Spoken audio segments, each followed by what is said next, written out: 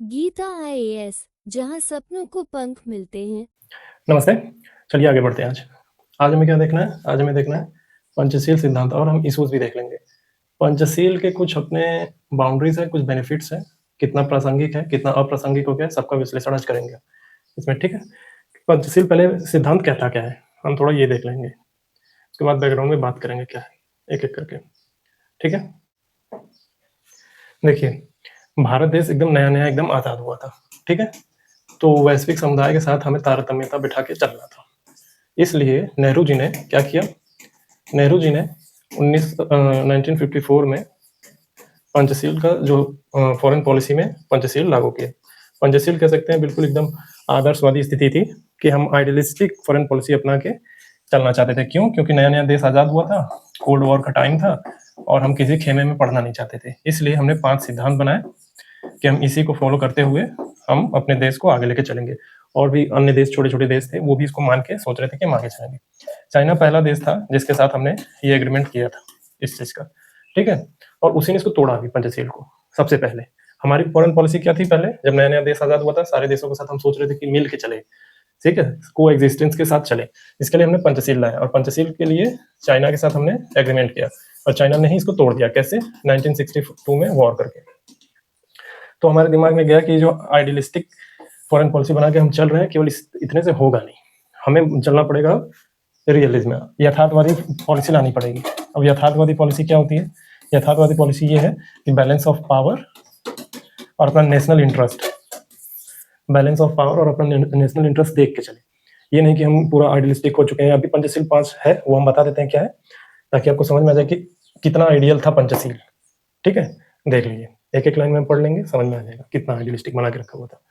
ये था, एक दूसरे की जमीन की अखंडता और संप्रभुता का सम्मान करना। ठीक है, ये पहला था। दूसरा था एक दूसरे पे हमला ना करना। ठीक है, तीसरा क्या था? एक दूसरे के अंदरूनी मामलों में हम दखल नहीं देंगे। चौथा था समानता और आपसी लाभ। ठीक है, यानी हम सब बराबर है, कोई लेन देन होगा तो दोनों का फायदा हो इस मूड से। शांतिपूर्ण सहअस्तित्व, सब मिलकर शांति से रहेंगे, भले ही सबकी सोच अलग अलग हो। ये 5 पंचशील सिद्धांत बनाए, और इसी के आधार पर हम चल रहे थे।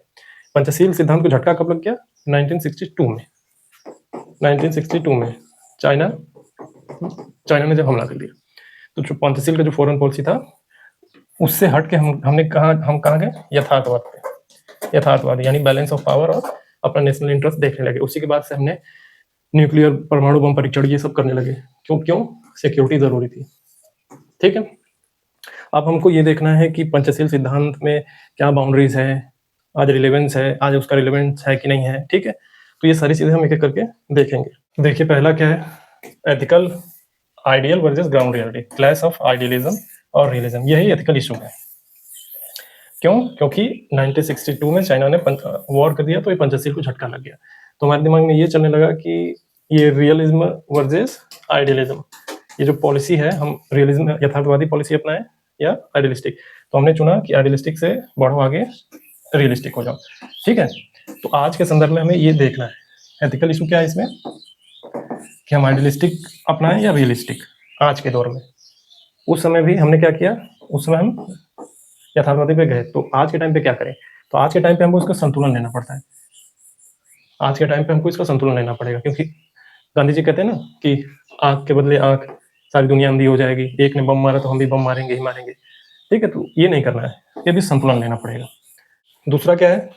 पंचशील में एक लाइन है, रिस्पेक्ट फॉर सोवेरेनिटी, यानी संप्रभुता का सम्मान करें।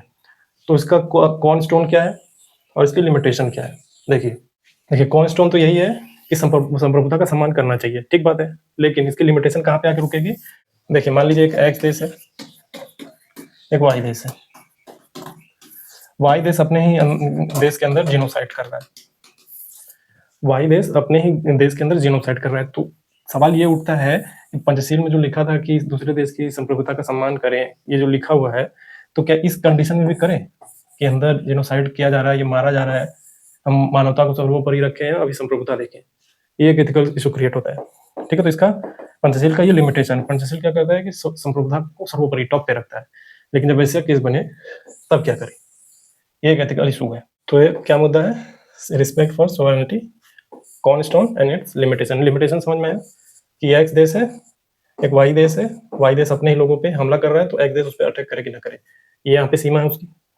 ठीक है, अब देखिए एक संयुक्त राष्ट्र का चार्टर है, आर्टिकल आर्टिकल 2 क्लॉज 7, ये भी लगभग जो है पंचशील का जो रिस्पेक्ट संप्रभुता वाला मामला है इसको सपोर्ट करता है लगभग लगभग पूरी तरीके से। ठीक है, कि आदर्श स्थिति में कि कोई किसी देश पे हमला नहीं करेगा, सब उसकी संप्रभुता का सम्मान करेंगे। ठीक है, लेकिन यही केस कि वाई देश अपने ही देश के अंदर जिनोसाइड कर रहा है और एक्स सारे देश बैठ के आसपास के जितने देश बैठ के देखेंगे क्या इसको। ठीक है, इसको चुनौती देता है ये जो मैंने पहले बताया था, रिस्पॉन्सिबिलिटी टू प्रोटेक्ट, R2P सिद्धांत, ये उसको चुनौती देता है। ये क्या कहता है, ये यूनिवर्सलिज्म को फॉलो करता है कि मानवता सबसे ऊपर, मानवता सबसे ऊपर रहेगी। तो जब भी ऐसा केस बनेगा हम तो भाई मदद करने के लिए जाएंगे, ये इस मोड में रहेगा। ठीक है, अब देखिए तीसरा, पीसफुल को एग्जिस्टेंस स्टिल रिलेवेंट, कि जो शांतिपूर्ण सहअस्तित्व है पंचशील का आज भी रिलेवेंट है। तो इसका जवाब है हाँ, इस मामले में ये आज भी रिलेवेंट है।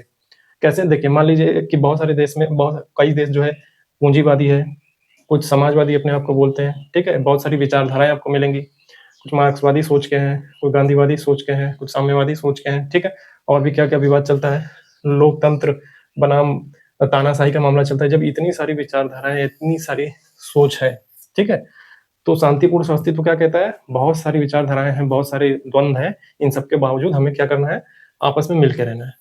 ठीक ठीक है, तो आज के मामले में भी इसको शांतिपूर्ण सहअस्तित्व को ये कहेंगे कि हाँ, कि आज रिलेवेंट है और जितने भी एथिकल इशू क्रिएट हो रहे हैं इससे हो सकता है ठीक। ठीक है, इंटरनेशनल रिलेशन में भारत हमेशा इस पर जोर देता है, किस किस मुद्दे से, कैसे बोलता है कि शांति बनाओ भाई, पीस को हम महत्व देते हैं।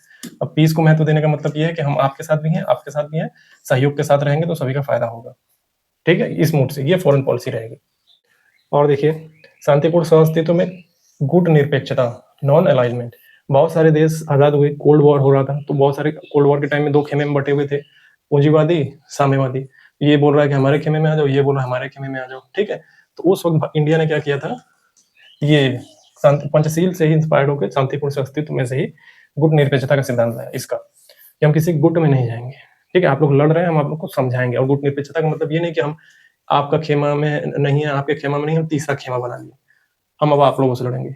ये तीसरा खेमा नहीं है, ये बस ये कह रहा है कि हम आपके साथ भी हैं, हम आपके साथ भी हैं, आप लोग मिलजुल के रहो। ठीक है, गुट निरपेक्ष होने का मतलब ये है कि हम आपके न खेमे में जाएंगे, ना हम आपके खेमे में जाएंगे, ना हमारा कोई खेमा है, हम बस ये बोल रहे हैं कि आप लोग साथ रहिए। ठीक है, इससे फायदा होगा। तो ये क्या है, पंचशील में शांतिपूर्ण सहअस्तित्व का जो प्रिंसिपल है उसी से निकला हुआ है ये। ठीक है, ताकि जो ध्रुवीकरण हुआ पड़ा है, बाइपोलर बना हुआ है, एक पोल पे आप है, एक पोल पे आप है, इससे ये क्या करेगा, मल्टीपोलर बनाएगा लोगों को। सबका अपना अपना महत्व है। ठीक है, दो पोलों में नहीं बटेंगे हम, सभी देश है, सबका अपना अपना महत्व है, हम सबकी संप्रभुता का सम्मान करेंगे और सभी साथ में मिलकर रहेंगे। ठीक है, और जब ये नहीं होगा तभी एथिकल इशू क्रिएट होगा, और जब ये एथिकल इशू क्रिएट होगा तो ये शांतिपूर्ण सहअस्तित्व एक बेहतर उपाय बन के आएगा। और ये गुट निरपेक्षता बोलते हैं लोग कि गुट निरपेक्षता का रिलेवेंट नहीं है, पंचशील का रिलेवेंस नहीं है, तो ये कहेंगे कि कुछ मामलों में नहीं है, कुछ मामलों में नहीं हो सकता है। ठीक है, जैसे संप्रभुता का सम्मान करे, अब वो जो मैंने एग्जाम्पल दिया एक्स और वाई अपने ही देश में कुछ काट मार कर रहा है तो हम उस वक्त संप्रभुता का सम्मान तो नहीं करेंगे, हम जाके देखेंगे। ठीक है, ह्यूमैनिटेरियन इंटरवीन करेंगे।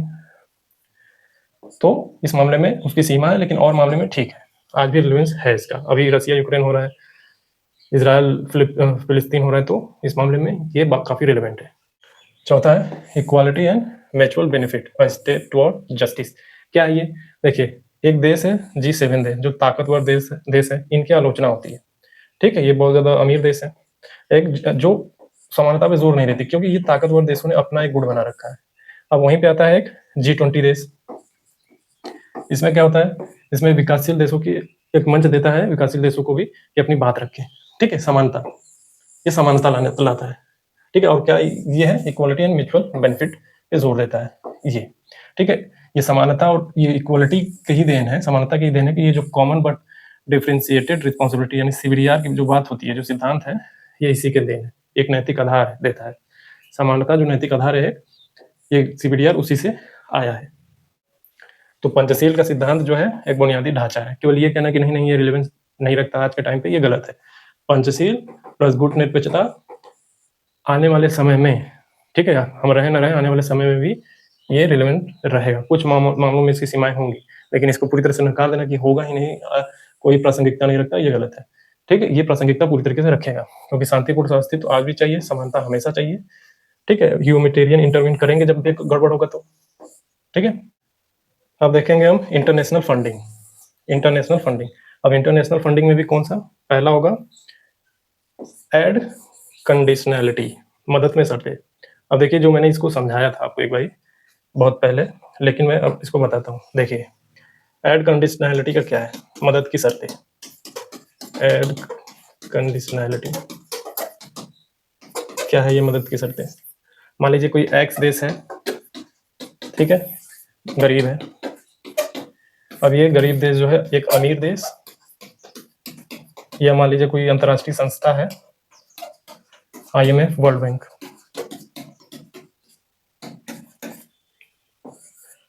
IMF, world bank.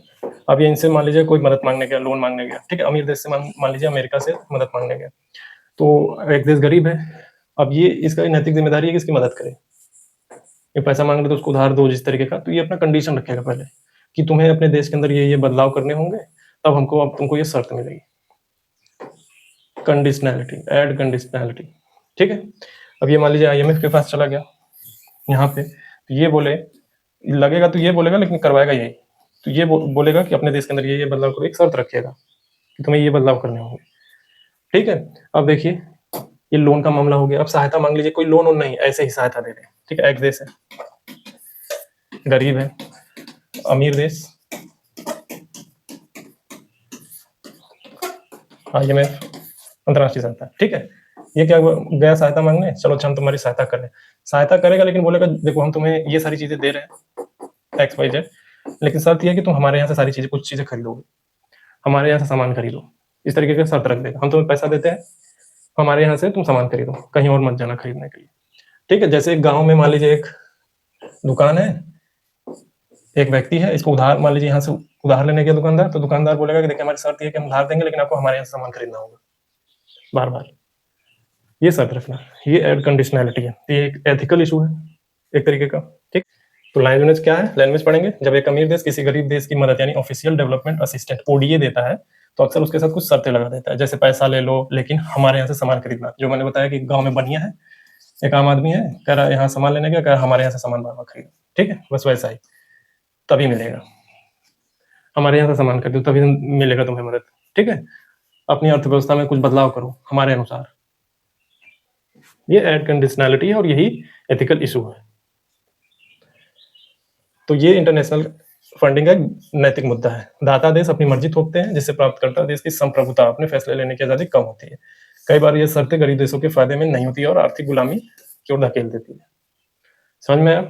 यह है इंटरनेशनल फंडिंग में पहला इशू।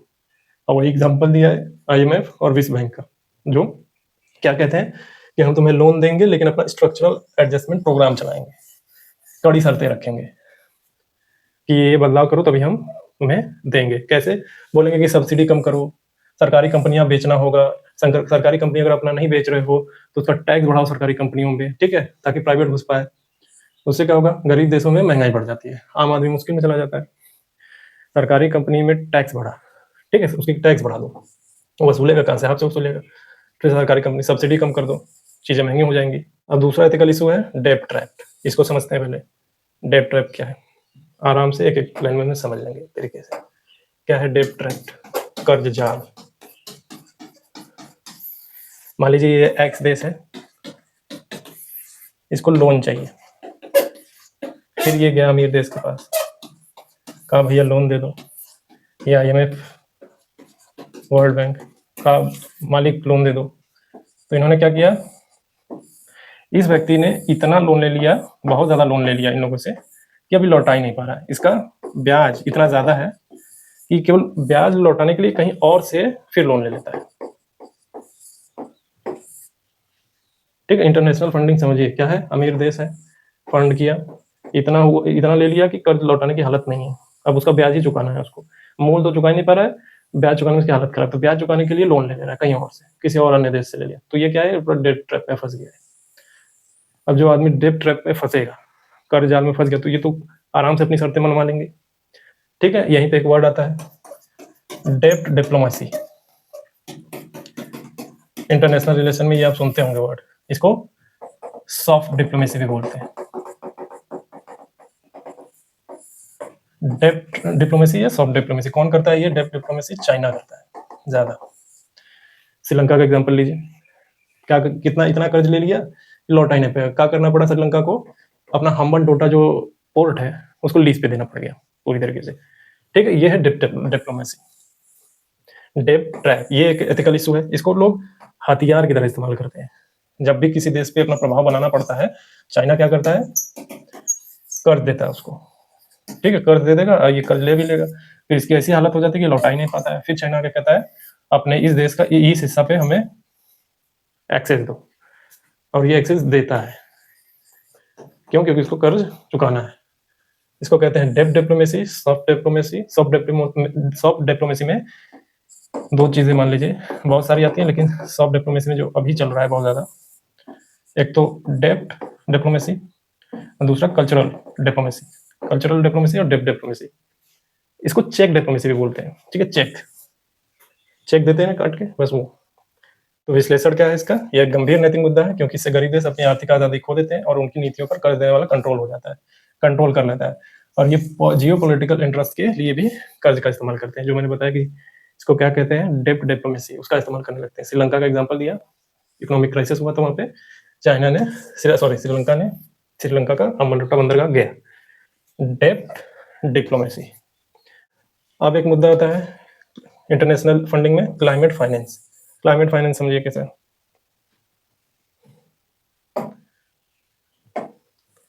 क्लाइमेट फाइनेंस में क्या होता है ये आपको पता ही है।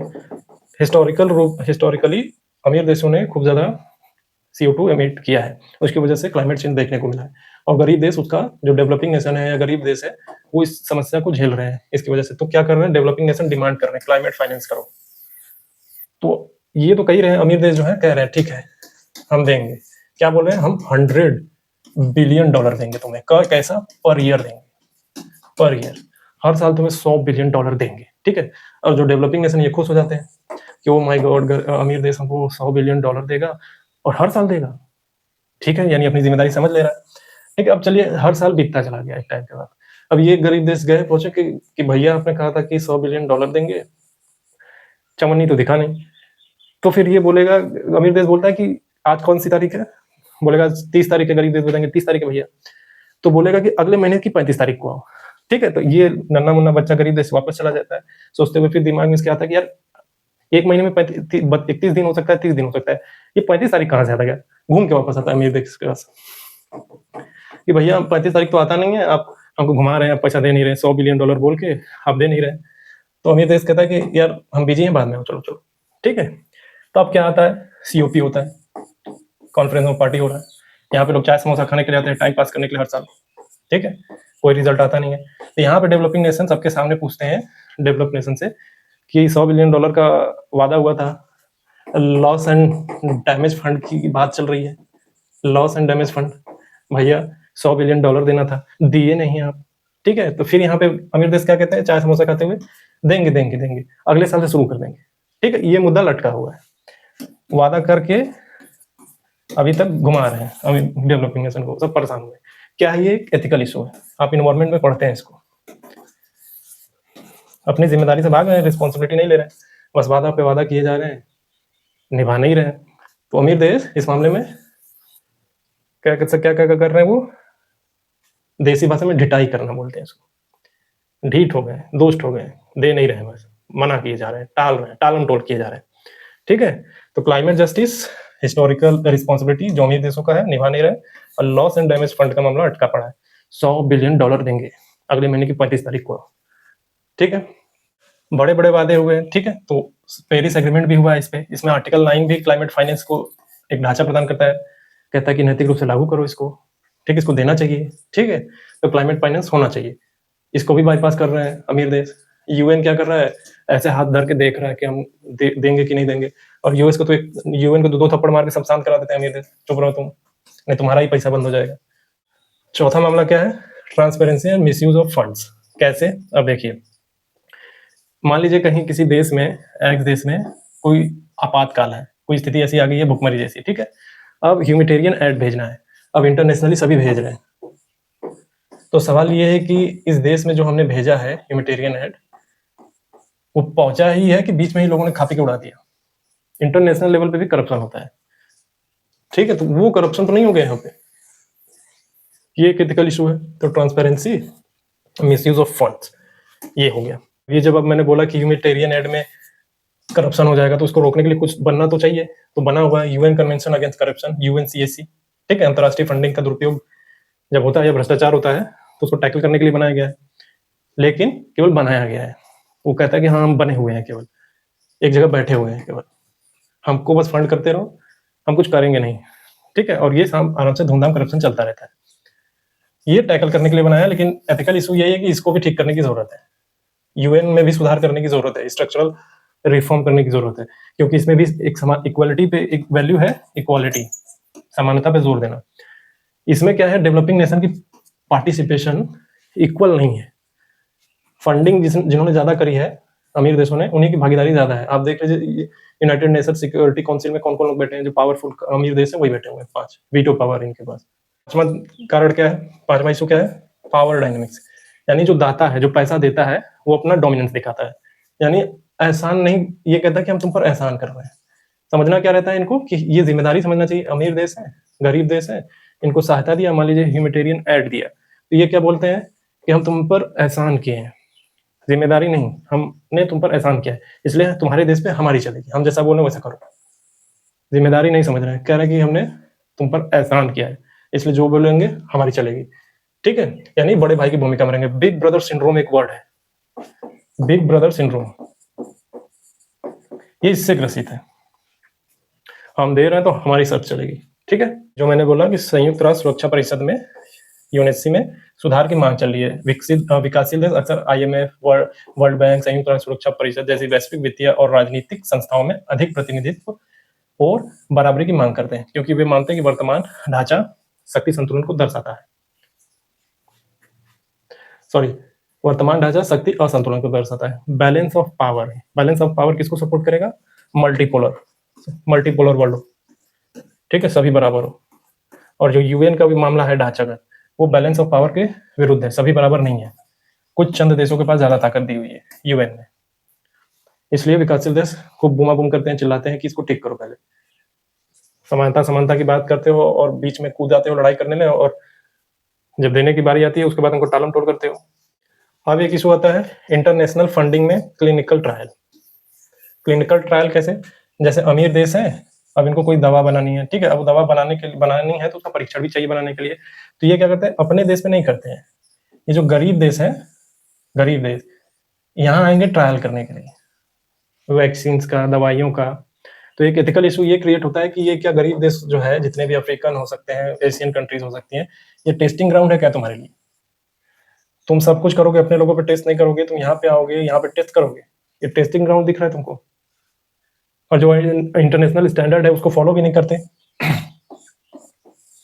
एक होता है इन्फॉर्म कंसेंट, ठीक है, यानी आप ट्रायल करने जा रहे हैं तो व्यक्ति को, जो जिस पे ट्रायल होने वाला है, आप जो ट्रायल करने जा रहे हैं उसके बारे में पूरी जानकारी देंगे, उसको वीडियोस दिखाएंगे, सारी चीजें बताएंगे कैसे प्रोसेस होने वाला है, क्या क्या होगा, फिर वो व्यक्ति अपनी सहमति देगा कि हाँ आप मेरे ऊपर ट्रायल करिए। इसको कहते हैं इन्फॉर्म कंसेंट। पूरी जानकारी देने के बाद, इसकी सहमति लेने के बाद ट्रायल होगा। अब डेवलपिंग नेशन जो गरीब देश है, यहाँ पे ज्यादा लोग पढ़े लिखे लोग नहीं है, गरीब लोग हैं, तो इनको ये देखा जाता है कि इनको लालच तो नहीं दे दिया गया है, पैसे का, खाने पीने का खूब सारा पैसे का दबाव डाल दिया गया और फिर इनसे हाँ बुलवा लिया गया। ये इन्फॉर्म कंसेंट के विरुद्ध है, ये इंटरनेशनल स्टैंडर्ड के विरुद्ध है बिल्कुल। ये एक एथिकल इशू है और गरीब देशों को एक टेस्टिंग ग्राउंड समझते हैं, ठीक है। तो इंटरनेशनल फंडिंग में क्लिनिकल ट्रायल, बहुत सारी कंपनियां आती हैं, देश फंड करते हैं इन कंपनियों को, मल्टीनेशनल कंपनीज होती हैं, फार्मास्यूटिकल्स, इंटरनेशनल फंडिंग आता है, इनको कहते हैं ट्रायल करो, तो ये पहुंच जाते हैं गरीब देशों पे। तो इंटरनेशनल फंडिंग से जुड़ा हुआ मामला है, इंटरनेशनल फंडिंग, क्लिनिकल ट्रायल, ये पहुंच जाएंगे गरीब देशों को टेस्ट करने के लिए। ये एक एथिकल इशू है। अभी इसमें और एथिकल इशू है। ये पहला इशू बता दिया है, एक्सप्लॉइटेशन एंड पपेट ट्रायल, यानी टेस्टिंग ग्राउंड समझना। गरीब है, जानकारी नहीं है, पढ़े लिखे लोग नहीं है, तो इनको इनका इन्फॉर्म कंसेंट नहीं लेना, इनको बस पैसे की लालच दे दो, खाना पीना दे दो और इनसे इनके ऊपर टेस्ट कर लो, फिर उसके बाद ये मरे जिए ये ध्यान ही नहीं देना। ठीक है, ये एक इशू है पूरा।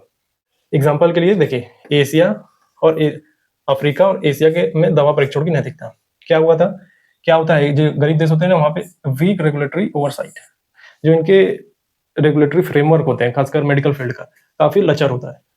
ठीक है, अलग से कारण क्या है, क्योंकि पूरे देश में यानी कह सकते हैं पूरे ग्लोब पे जितने देश है, एक रेगुलेटरी फर्म नहीं है, यानी one earth one regulatory framework नहीं है, सबका अपना अपना अलग अलग है। इसी का फायदा उठाते हैं ये, क्यों? क्योंकि जानते हैं कि गरीब देशों में होता है एजुकेशन नहीं है, कुछ नहीं है, तो ये पहुंच जाते हैं, उनके वीक जो फ्रेमवर्क है उसी का लूप होल पकड़ के यहाँ पे टेस्ट करने ट्रायल करने पहुंच जाते हैं। ठीक है, तो ये न्यूज में था अफ्रीका और एशिया में क्या होता था कि इनके जो वीक रेगुलेटरी फ्रेमवर्क होते थे उसका फायदा उठा के मल्टीनेशनल कंपनियां, बहुत सारी रिपोर्ट भी है इस पे, ट्रायल पर क्लिनिकल ट्रायल करने पहुंच जाती थी। ठीक है, अब एक एग्जाम्पल, अमेरिका में टस्कीगे सिफिल्स स्टडी और कानो ट्रोआन ट्रायल नाइजीरिया, इसके बारे में नेट पे आप सर्च करेंगे, थोड़ा और पढ़ेंगे इसके बारे में तो आपको पता चलेगा, क्योंकि इशूज देखना है तो ये सब इशूज है इंटरनेशनल लेवल पे। ठीक है, तो आप क्या करेंगे, भारत में क्लिनिकल ट्रायल के जो विदेशी फंडिंग से जुड़े हुए हैं उनके बारे में पढ़ेंगे, न्यूज में मिल जाएगा आपको। द हिंदू, इंडियन एक्सप्रेस और भी जो प्रेस्टिजियस न्यूज़पेपर है उनको ध्यान देंगे तो आपको पता चल जाएगा। और एक मुद्दा जो मैंने बोला था, इन्फॉर्म कंसेंट और दबाव। ठीक है, कि पैसे उसे का लालच दे देना, और इन्फॉर्म कंसेंट बता चुका हूँ क्या होता है, पैसे का लालच देके उनसे क्लिनिकल ट्रायल करवा लेना, ये एक इशू है, एथिकल इशू है। भारत के सेंस में क्लिनिकल ट्रायल के नियम जो है इन्फॉर्म कंसेंट की प्रक्रिया पे जोर देते हैं कि इन्फॉर्म कंसेंट होना चाहिए, पूरी जानकारी देने के बाद ही हम करेंगे। इसमें ICMR, Indian council of medical research की एथिकल गाइडलाइन है फॉर बायोमेडिकल रिसर्च और ह्यूमन पार्टिसिपेशन। ये क्या करता है, ये इन्फॉर्म कंसेंट के महत्व को समझता है, उस पर जोर देता है। लेकिन क्या ये सुचारू रूप से चल रहा है? आपको पता है अच्छे से, न्यूज रोज आ जाती है, मेडिकल हॉस्पिटल्स की क्या हालत है, हॉस्पिटल में चूहे ऐसे ऐसे घूमते रहते हैं, खा के बॉडी बिल्डर हुए पड़े घूम रहे होते हैं, दिखता है आपको न्यूज में, ग्राउंड रियलिटी आपको दिख जाती है, अगर कोई ढंग से रिपोर्ट कर ले पता तो चली जाता है। तो आपको देखना है, इस पर भी सोचना है, ये भी एक इशू है, क्या ये चल रहा है ढंग से, जो ये बोल रहे हैं इन्फॉर्म कंसेंट पे हम आप पे जोर देते हैं, तो क्या सचमुच चल रहा है, इसे सोचना है। कैसे सोचेंगे, न्यूज जब पढ़ेंगे ढंग से तब उस पर सोचने को मिल जाएगा। अब तीसरा मामला क्या है, post trial access and standard care. Clinical trial होना था, हो गया, सब कुछ हो गया। अब क्लिनिकल ट्रायल जब किया गया तो उसमें दवा का जो परीक्षण किया गया था सफल हो गया कि हाँ चलिए दवा ठीक है। अब सवाल ये है कि जिन पे ट्रायल हुआ, जिन व्यक्तियों पे या जिन देश में जिन लोगों पे ट्रायल हुआ, ट्रायल होने के बाद आपकी क्या जिम्मेदारी थी इनके प्रति? क्या आपने दवा बनाई तो उसको महंगे दामों पे बेचने लगे, इनको मिला कि नहीं मिला दवा, पोस्ट ट्रायल के बाद इनका केयर हुआ कि नहीं हुआ, कई लोग बीमार पड़े हुए हैं अभी भी और आपने दवा कर सारा ट्रायल वायल करके निकल ली, इन पे ध्यान दिया गया कि नहीं दिया गया, इन व्यक्तियों को एक्सेस मिला कि नहीं मिला उन सब दवाओं का, ये देखना, इसको, ये है एक एथिकल इशू। ठीक है, स्टैंडर्ड केयर मिल रहा है कि नहीं मिल रहा है इंटरनेशनल मानक के अकॉर्डिंग। आपने न्यूज़ पढ़ा होगा कि कोविड-19 का जब वैक्सीन ट्रायल और एक्सेस की बात जब चल रही थी, उस वक्त ट्रायल हुआ था, तो विकास डेवलपिंग नेशन में उस वैक्सीन का क्लिनिकल ट्रायल चला। जब क्लिनिकल ट्रायल हो गया तो ये सवाल उठा कि ये इनको सस्ती दर में मिलेगा कि नहीं जिन पर हुआ है, लेकिन WHO ने वहीं पे कूद के आके ऐसे बोल दिया कि इक्विटेबल एक्सेस, तब तो मामला ठीक से चल पड़ा। नहीं तो जिन्होंने ट्रायल किया था ना मूड में थे कि महंगे दाम पे बेचेंगे, सबके साथ अन्याय हो जाता। WHO ने कूद के सीधा बोल दिया इस मामले में कि इक्विटेबल एक्सेस होगा, सबको मिलेगा बराबर दाम पे। आपने अगर आप अवेयर रहे हो या अभी भी क्या है, न्यूज़ पे सर्च करिए, नेट पे सब कुछ अवेलेबल है, मिल जाएगा। चौथा issue, transparency, misuse of funds and ethical oversight.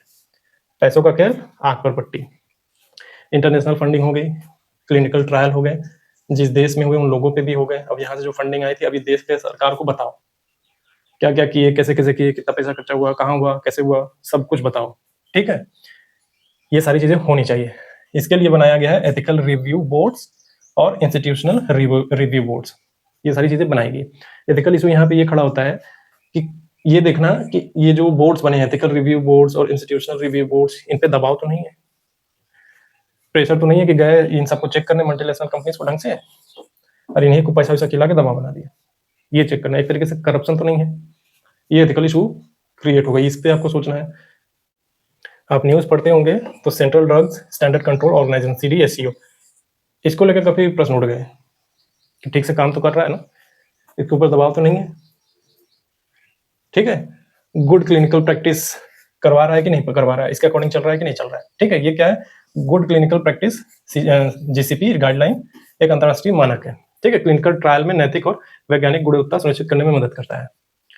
ठीक से चल रहा है कि नहीं चल रहा है, इसके अकॉर्डिंग काम हो रहा है कि नहीं हो रहा है। गुड क्लिनिकल प्रैक्टिस गाइडलाइन क्या है, इंटरनेशनल स्टैंडर्ड है, इसके अकॉर्डिंग सब कुछ चल रहा है नहीं, ये चेक करना।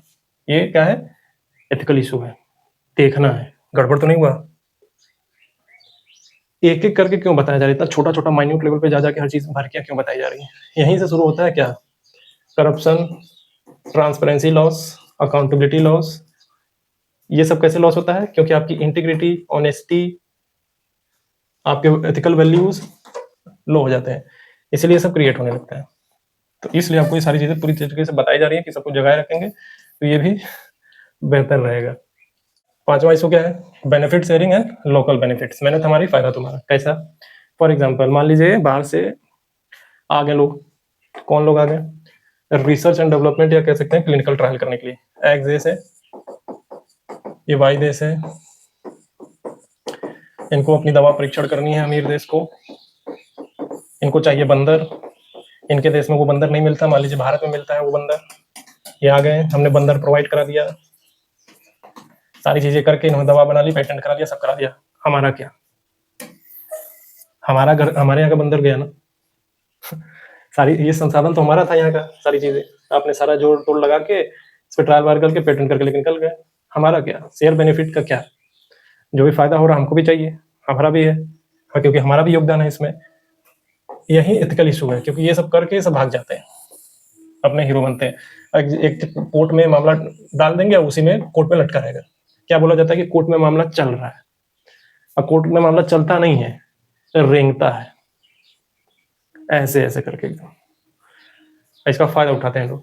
इसीलिए पहले ही पूरी शर्तें लागू करके कि यहाँ से हो रहा था, सारी एग्रीमेंट करा दिया जाता है कि इतना इतना इतना शेयरिंग है तो हमको भी चाहिए, हम हमारा देश का भी लग रहा था, हमारे देश का नाम और बेनिफिट सारी चीजें हमें चाहिए, ठीक है। तो ये जो प्रॉब्लम क्रिएट हो रही है ये एक एथिकल इशू है कि कर करके भाग जाते हैं सारी चीजें। अब इंटरनेशनल फंडिंग में क्लिनिकल ट्रायल का समाधान क्या है, समाधान पे भी हमें जोर देना पड़ेगा। समाधान क्या है, अब एक करके देखिए। स्ट्रॉन्गर एंड यूनिवर्सल रूल, मैंने क्या बताया था कि हर देश का अपना एक मानक बना हुआ है क्लिनिकल ट्रायल का, सबका होना क्या चाहिए कि यूनिवर्सल रूल होना चाहिए, one earth one clinical trial rule, universal rule, ताकि ये जो धांधली कर पाते हैं मल्टीनेशनल कंपनी आती हैं, इन कमजोर फ्रेमवर्क का फायदा उठा के यहाँ पे क्लिनिकल ट्रायल करके इनके साथ इनका शोषण करके चली जाती हैं। ये ना हो, एक इंटरनेशनल स्टैंडर्ड बन जाए, सभी के लिए इक्वल हो, तुम्हारे यहाँ जो लागू होता है हमारे यहाँ भी वही लागू होगा, यहाँ भी लागू होगा, यहाँ भी लागू होगा, यहाँ भी लागू होगा, उसी के अकॉर्डिंग चलेगा, ठीक है। ये एक पहला है। इसमें दो चीजें पे ध्यान देंगे एग्जाम्पल के लिए। डिक्लेरेशन ऑफ हेलसिंकी, ये अंतर्राष्ट्रीय चिकित्सा नैतिकता का एक महत्वपूर्ण दस्तावेज है जो मानव विषयों पर शोध के लिए नैतिक सिद्धांतों को निर्धारित करता है। यह समाधान है कि सभी देशों और कंपनियों का इसका सख्ती से पालन करें। दूसरा क्या है, जो मैंने बताया था, गुड क्लिनिकल प्रैक्टिस गाइडलाइन, ये अंतर्राष्ट्रीय वैज्ञानिक और नैतिक गुणवत्ता मानकों का एक सेट है जिन्हें सभी क्लिनिकल ट्रायल्स में अपनाना जाना चाहिए। और क्या है, ICMR एथिकल गाइडलाइंस, इसके अकॉर्डिंग काम करता है। और एक एक्ट है, ड्रग्स एंड कॉस्मेटिक एक्ट 1940, ये भी इसी नियम के अकॉर्डिंग काम करता है, किसके, GCP गाइडलाइन के अकॉर्डिंग। तो ये एक सुधार के रूप में हम दिखा सकते हैं, ये दो नाम लिख देंगे तो समझ में आ जाएगा। दूसरा सोल्यूशन क्या है, truly inform and voluntary consent, पूरी तरीके से उनको समझा के, जिन पे क्लिनिकल ट्रायल होने वाले हैं, पूरी तरीके से उनको पूरी जानकारी दे के, वीडियो दिखा के, प्रोसेस बता के, सब कुछ कि ये होने वाला, ये बेनिफिट आपको मिलेगा, ये सारी चीजें करेंगे, पूरा कंसेंट लेंगे, पूरा एग्रीमेंट करा के तब क्लिनिकल ट्रायल होना चाहिए। ट्रूली इन्फॉर्म, पूरी तरीके से पूरी जानकारी दे देना, ठीक है, यानी इन्फॉर्म कंसेंट का ये केंद्रीय सिद्धांत है, ट्रूली इन्फॉर्म और वॉलंटरी कंसेंट। तीसरा सोल्यूशन क्या है, right to access and promise of care, मेहनत हमारी फल भी हमारा, सारे क्लिनिकल ट्रायल हमारे ऊपर हुए हैं, ठीक है, सारी समस्याएं हमने झेली है, तो क्लिनिकल ट्रायल होने के बाद दवा पे एक्सेस हमको सस्ता चाहिए, ठीक है। परीक्षण के बाद जो है हमें देखभाल करना, हमारा देखभाल करना, अगर हमें कुछ होता है तो हमारा एक अच्छे हॉस्पिटल में, शहर के बड़े बड़े हॉस्पिटल में हमारा इलाज करवाएं, ये नहीं कि हमको बीच में छोड़ के भाग जाए, ठीक है। ये है right to access and promise of care, ध्यान देना हमारा। चौथा, full financial accountability and ethical guardian, जितना भी खर्चा वर्चा हुआ है उस सबकी जानकारी गवर्नमेंट की नज़र में होनी चाहिए पूरी तरीके से। ये ना हो कि ऐसे ही आए और गए।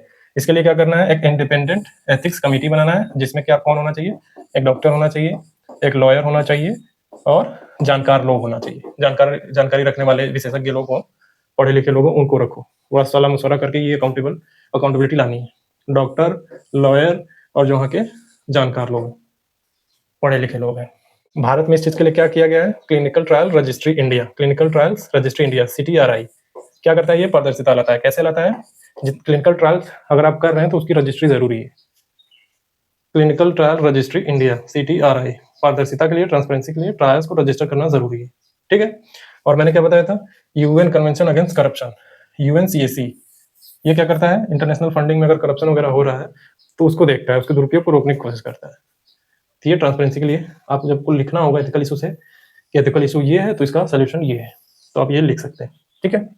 पांचवा solution, mutual partnership and share benefit.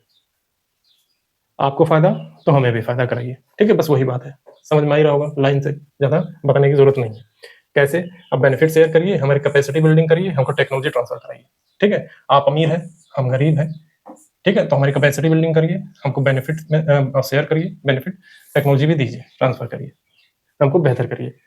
तो अभी तक हमने जितना अभी तक पढ़ा, तो आपको दिख रहा होगा कि जो यह आदर्शवादी सिद्धांत थे उसको कैसे यथार्थवादी सिद्धांत से जोड़ा गया है। ठीक है, यानी आदर्शवाद से हम सिद्धांत यथार्थवाद की तरफ बढ़ रहे हैं, एक तरीके का बैलेंस है पूरा। अब हमको क्या पढ़ना है, इंटरनेशनल फंडिंग में हथियारों की फंडिंग। हथियारों की फंडिंग कैसे, देखिए, एक देश है X, एक देश है Y, ये क्या करता है, मान लीजिए ये देश है Z, ये Y और Z में हो गया भिड़ंत, Y और Z में हो गया भिड़ंत, और X क्या है, इसके साथ इसका अच्छा तालमेल है, और ये पैसे वाला भी है, ये गरीब है, भिड़ंत हो गया, ये इसको हथियार देने लगा, लो हथियार, हमसे खरीदो हथियार। एक हथियार खरीद के इसको मार रहा है, और जब यहाँ पे लोग मर रहे हैं, यहाँ सिटीजन भी मर रहे हैं, तो क्या केवल इसकी जिम्मेदारी, ये जिम्मेदार है, या जिसने हथियार सप्लाई किया वो भी जिम्मेदार है।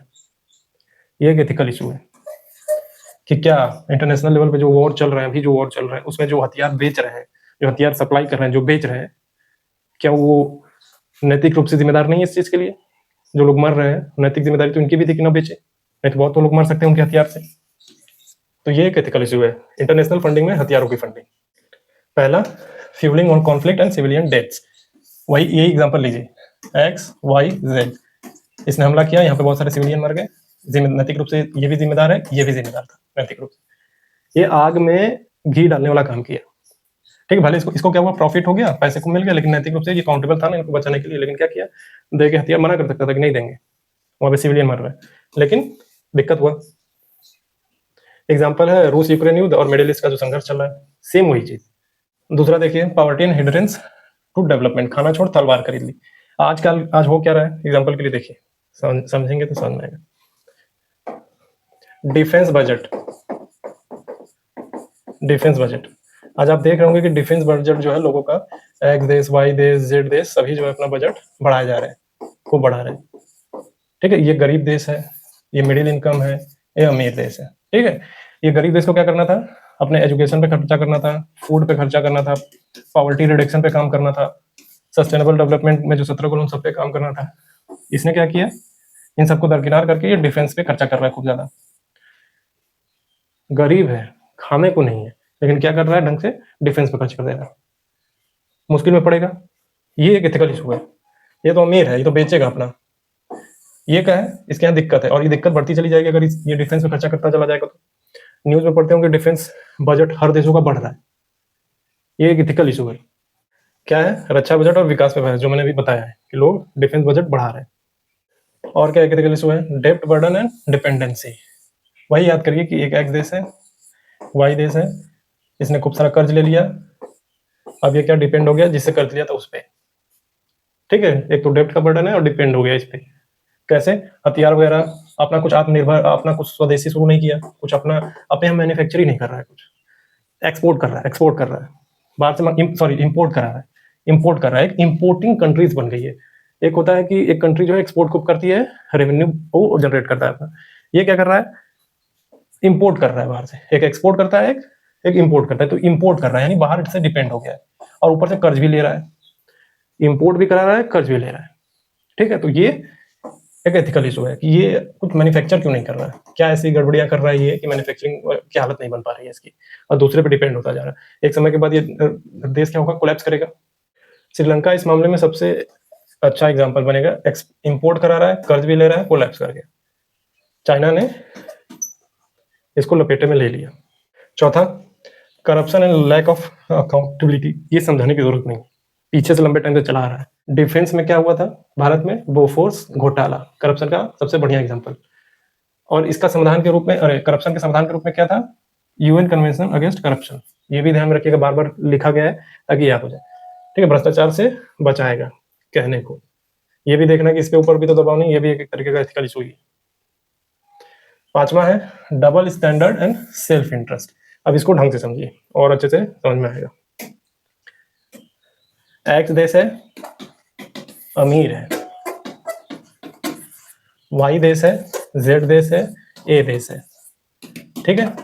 ये सब देश क्या है, ये मान लीजिए कोई बीटा देश है। ये देश भी हथियार मैन्युफैक्चर करते हैं, ये भी हथियार मैन्युफैक्चर करता है, ये भी हथियार मैन्युफैक्चर करता है, ये भी हथियार मैन्युफैक्चर करता है, ये सब थोड़ा थोड़ा करते हैं। तो ये देश इसको बेचते हैं हथियार, ठीक है। ये हथियार इस देश को बेच रहे हैं। ये देश क्या कर रहा है, ये भी हथियार मैन्युफैक्चर करता है। ये क्या कहता है कि मानवता बनी रहनी चाहिए, शांति बनी रहनी चाहिए, लोकतंत्र बना रहना चाहिए, इस तरीके का मुंह से बस बोलता है, और इनको इसका हवाला देकर कहता है कि हथियार मत बेचो। फिर दूसरे ही पल, चलिए मान गए, दूसरे ही पल खबर आती है कि बीटा को इसी ने हथियार बेच दिया, बीटा देश को इसी ने हथियार बेच दिया।